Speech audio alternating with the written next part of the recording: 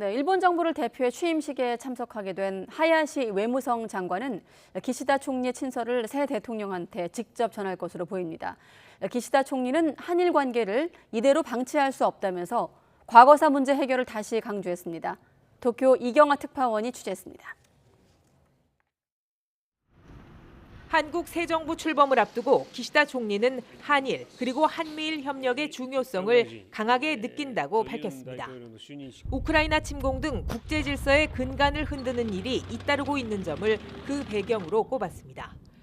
이어 한일 관계를 이대로 둘 수 없다고 거듭 밝혔습니다.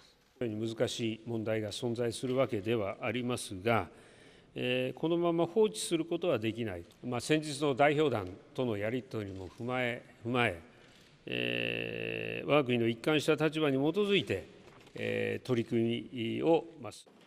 기시다 총리를 대신해 취임식에 참석하는 하야시 외무성 장관은 총리 친서를 새 대통령에게 전달할 예정입니다.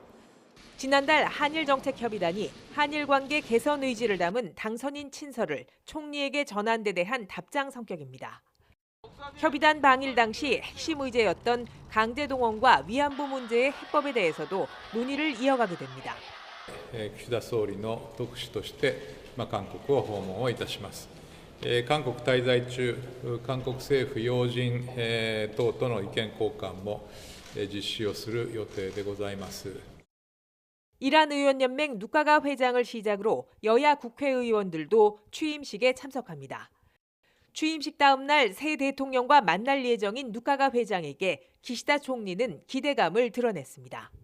北朝鮮の相次ぐ弾道ミサイル、あるいはまた核実験の兆候等々を踏まえてですね、日韓関係が非常に大事であると、いい話し合いができることを期待していると。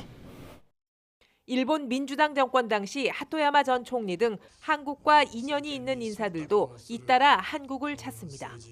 일본 정부는 다음 달부터 코로나 입국 규제를 서방 7개국 G7 수준으로 대폭 완화할 방침입니다. 엄중한 한일 관계와 코로나 규제 속에 사실상 중단됐던 양국 교류도 새 정부 출범 이후 본격적으로 재개될 것으로 보입니다. 도쿄에서 YTN 이경아입니다.